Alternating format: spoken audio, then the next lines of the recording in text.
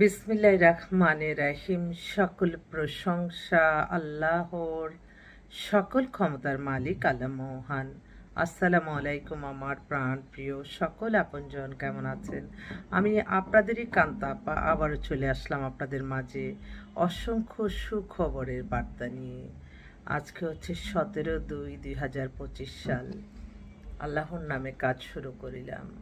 আমি আমার আল্লাহর ঘরে সালাম দোয়া পৌঁছে দিলাম। আমার প্রিয় নবীজির রওজা মোবারকে সালাম দোয়া পৌঁছে দিলাম। হযরত শাহজালাল শাহপরানে সালাম দোয়া পৌঁছে দিলাম। আজমির শরীফে সালাম দোয়া পৌঁছে দিলাম।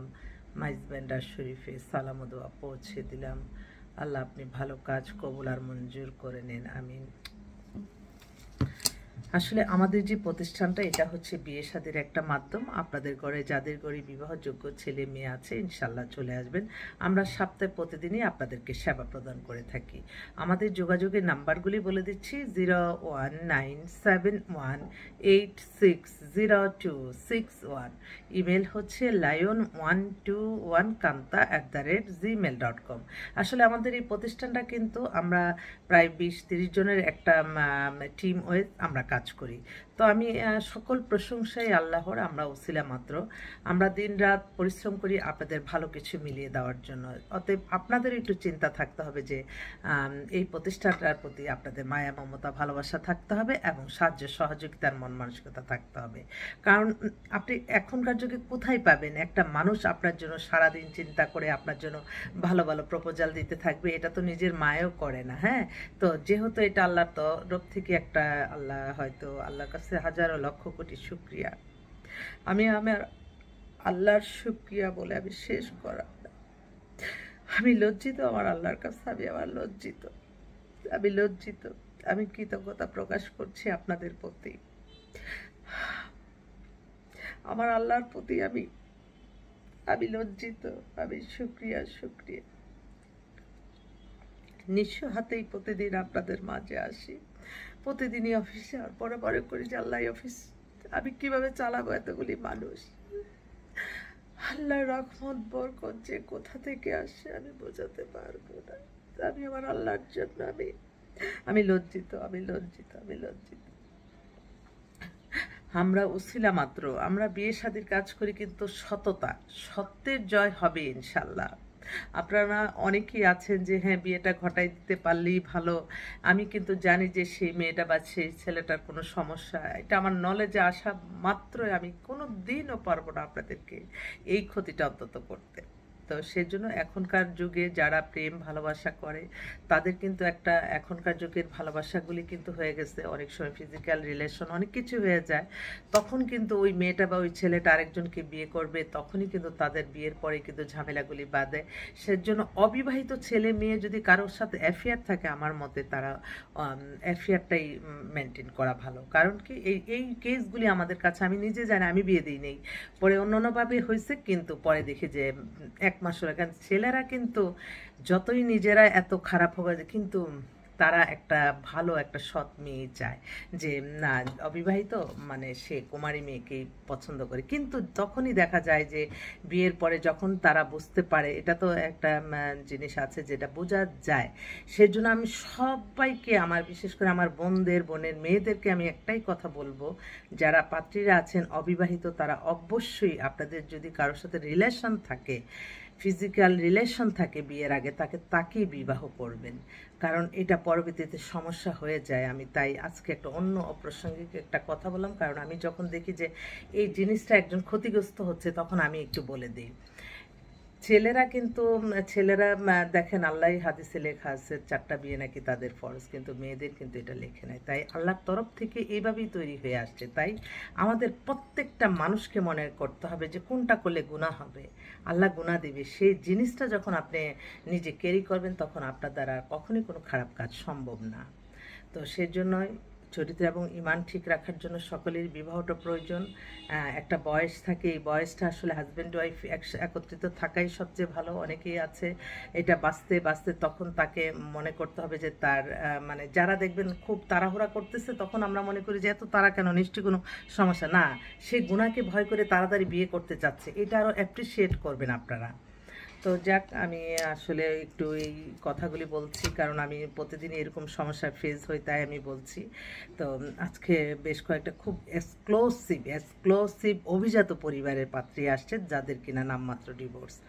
এক পাত্রী, ওনাদের গুলশানেই বাসা, অনেক গ্রুপ অফ কোম্পানির মালিক, মেয়ে হিজাব পরা, খুব সুন্দর, 5 ফিট 4 লম্বা, ও ও লেভেল করা, মাস্টার্স করছে, খুব ভালো পজিশনে আছে, হাই লেভেলের। বাবার এক নামই চিনবেন। ওর আবার একটা শর্ট ডিভোর্স হয়ে গেছে, ওর বান্ধবীকে বিয়ে দিছে, ওরা সেইভাবেই আসছে আলহামদুলিল্লাহ। আমার যেই বোনরা এবং যে ভাইরা আল্লাহ আবার এই প্রতিষ্ঠানের নাম বলে পাঠাচ্ছে, আল্লাহ তাদেরকে আপনি হায়াত রিজিক বাড়িয়ে দেন, তাদেরকে হায়াত রিজিক বাড়িয়ে দেন। তো আমি খুবই মানে সকাল থেকে আমি যখন এই খবরগুলি পাই, আমি আমার আল্লাহর কাছে কান্নাকাটি করি। আমার আল্লাহ, আমি শুকরিয়া বলে শেষ করা যাবে না। আমি শুকরিয়া আল্লাহর কাছে। তাই আমি আমার এই ছোট্ট একটা মাধ্যমে যদি কারো চোখে পড়ে, আমি একটা কথাই আমি সবাইকে বলতে চাই, আপনাদের জীবন মান পরিচালনা সব কিছু হবে আল্লাহর সন্তুষ্টি লাভের আশায়। নামাজ, রোজা, ইবাদত, বন্দেগী, দান, সদকা, মানুষের কল্যাণ, হজ, উমরা পালন, ভালো কাজের মাধ্যমে কোনো কাউকে ক্ষতি করে না। সেই সাথে আপনি মেধা পরিশ্রম দিয়ে এগিয়ে যেতে হবে।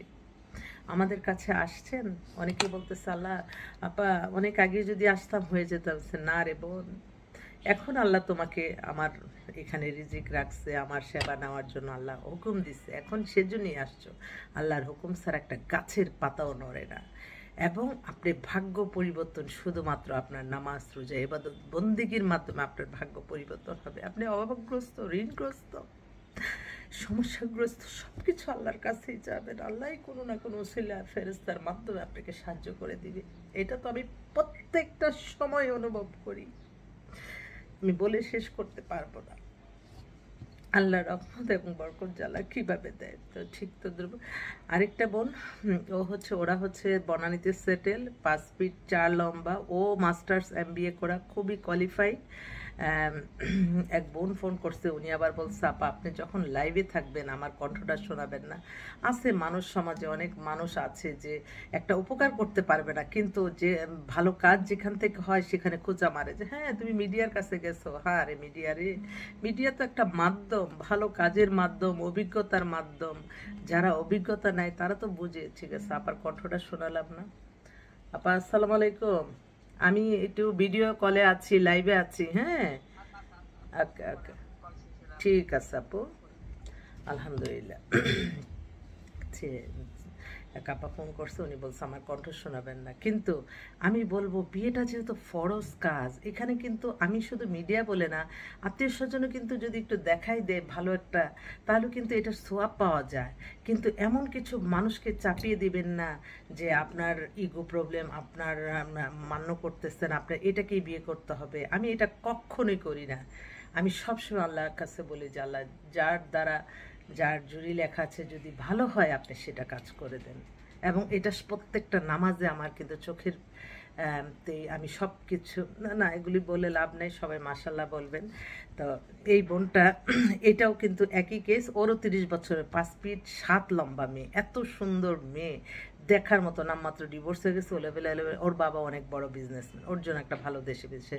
আরেকটা বোন, ওরা যশোরে, ওদের মার্কেট টার্কেট অনেক অনেক কিছুই আছে। মেয়েটা মাস্টার্স করছে, MBA করেছে, ওর বাবার ব্যবসা দেখাশোনা করে। ওর বয়স হচ্ছে 32, 5 ফিট 4 লম্বা, বিমানে এসে আমাদের সাথে দেখা করেছে।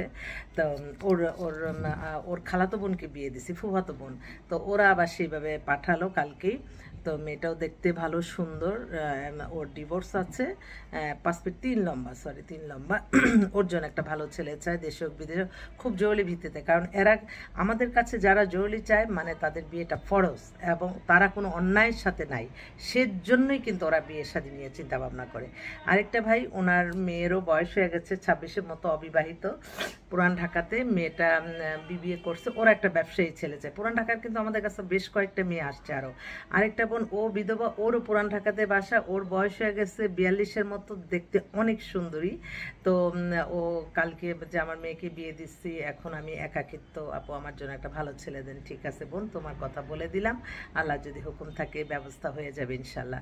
তো এই আর কি, আমি আবারও আসবো আপনাদের মাঝে, আপনাদের দোয়ার ভালোবাসা চাই, আপনাদের সাহায্য সহযোগিতা কামনা করছি। আল্লাহ যাতে এই ভালো কাজগুলি করতে পারি, আমি আপনাদের দোয়া চাই। দোয়ার চেয়ে বড় শক্তি আর পৃথিবীতে কিছু নাই।